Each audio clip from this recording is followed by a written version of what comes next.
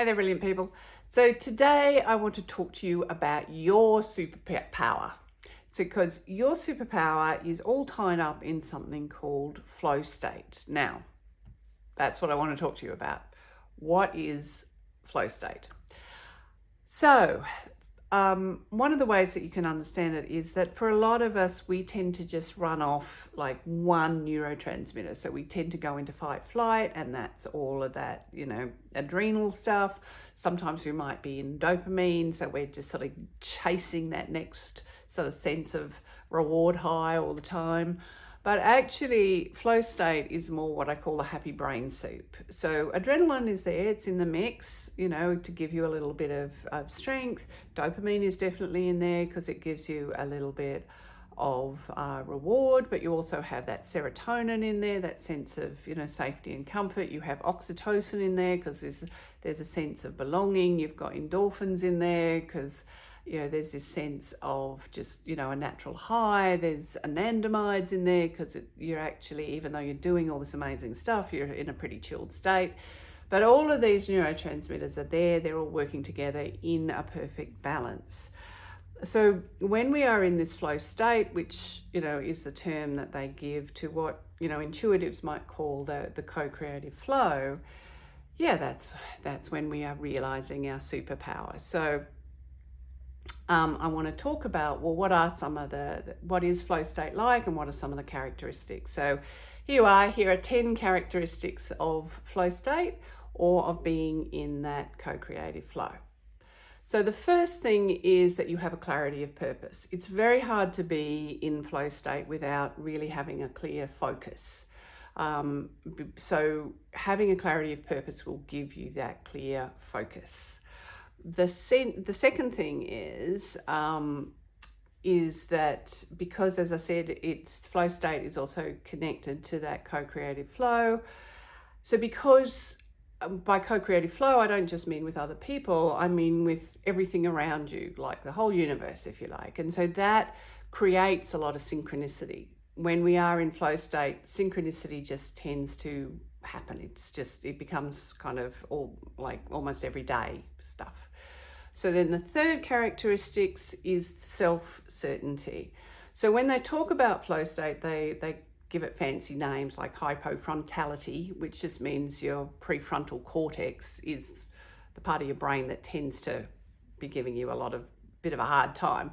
So that part of you, your self-doubt, all of that just quietens down. And a big part of that goes back to what I said before about holding that positive purpose, because you're so focused on what you're doing, where you're going, what you're going to achieve. You don't really allow any of that other stuff to sort of get space or get a look in. So you're just operating from self-certainty. Now, the certainty doesn't necessarily mean that you know how it's all going to unfold, but you do know where you're going. So 3, self-certainty. 4, the fourth characteristics of flow state is that time can be variable. It can either stretch or it can compress. And this has got to do with synchronicity, because you are co-creating, as I said, with all things. It's like your own personal time is lining up with universal time. So sometimes time will appear to dilate and you'll feel like hours have gone by, but actually it's been only like 5 minutes. Or sometimes it can go the other way. It's just whatever is required to help you line up with the things that you are co-creating with. So then the 5th thing is emotional well-being. Now, when you think about the happy brain suit that I talked about before, that's not surprising. You're also in your co-creative flow. So you're doing things that are of value to you, that are very satisfying. Yeah, of course, there's a whole lot of emotional well-being, a whole lot of endorphin, dopamine, serotonin, oxytocin, like this whole sense of well-being that you are in the right place doing the right thing. So that supports your emotional well-being. Then the 6th thing is this deep satisfaction, because you are in the co-creative flow. It is kind of like you are fulfilling your part in the co-creation of all things. You are realizing who you really are and really truly adding value. And there's but in your way, doing your thing, and that is a very deeply satisfying thing to do. So that is the sixth characteristic of the flow state. So that's and then the seventh one is growth, expansion. There's a thing about you're either green and growing or you're ripe and rotten, and when you're in flow state, you're definitely green and growing. So that means that you're expanding, but you're doing it in a way that works for you. So that's what I mean by on a gradient. The expansion is occurring, but in a way that is helping you build this momentum and helping your flow just get stronger and stronger. So then the eighth characteristic of flow state is this alignment between your consciousness or your awareness and your action. So it's like because all the second guessing is gone, you're just, and you are coming from those deeper parts of yourself. It's like your action and your awareness are just, they're connected. They're like this. So it's like you have this impeccable alignment between all your different aspects, and that gives you a great deal of coherence or congruence, but that also makes your actions a lot more effective, a lot stronger. Everything just feels seamless.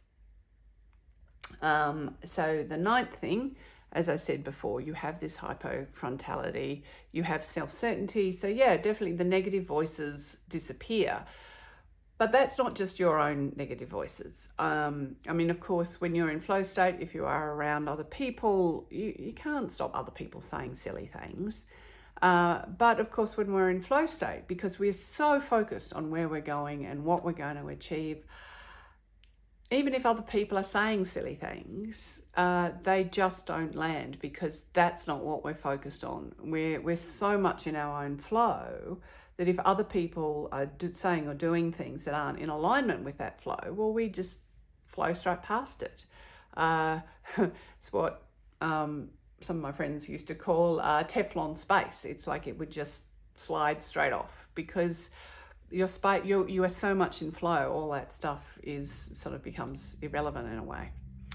Okay, so then the 10th characteristic of flow state, or of that state of your superpower, is increased physical well-being. Again, this is part of the happy brain soup, but this is really important, because a lot of people, when they're being creative, they think that they need to do the creative stuff from their trauma or their stress or their angst, and that has a lot of very negative impacts on their own health, on their mental, emotional, and physical health.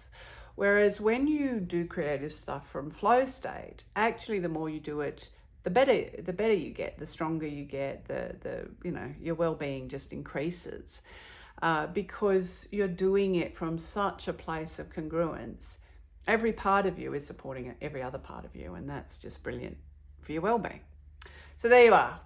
There's 10 characteristics of your own superpower, which is to stay that flow state. So look out for those characteristics, practice them, see if you can learn how to be in flow state and to create from flow state, because that is one of the ways to ensure that you're brilliant.